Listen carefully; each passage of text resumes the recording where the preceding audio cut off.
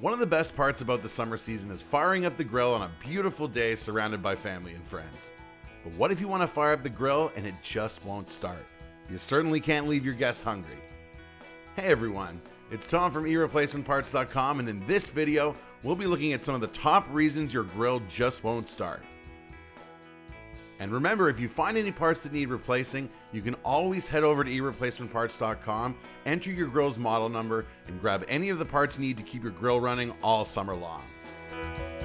When you have a grill that just won't start, the first thing you want to check is the propane tank.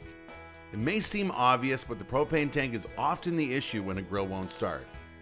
Check and see if the tank reads empty. If you don't have a gauge on the tank, check for the smell of propane. If you can smell propane, it most likely isn't a propane issue.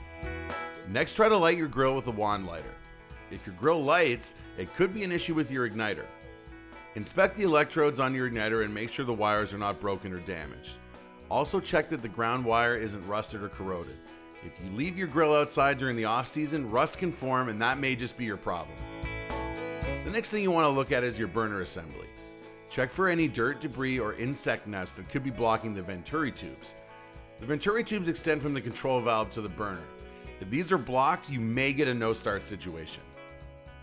If you still have a no-start situation and there's no gas getting to your burner, the next thing you want to look at is your regulator. The regulator is attached to the hose, which is attached to the manifold and valve assembly. Make sure there's no corrosion on the regulator. If there's any rust or corrosion, it may be plugging it off and you'll need to replace it. The last thing you should check are the burner valves themselves. Most grills have more than one burner control on them. Check to make sure that each control is functioning properly.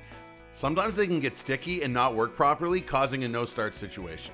You can clean them, but if they're damaged or really corroded, you should replace them. Thanks for watching. Hopefully these tips will get your grill back into backyard cooking action. If you have any tips or comments, leave them in the comment section below. And for more helpful videos, don't forget to subscribe to our channel.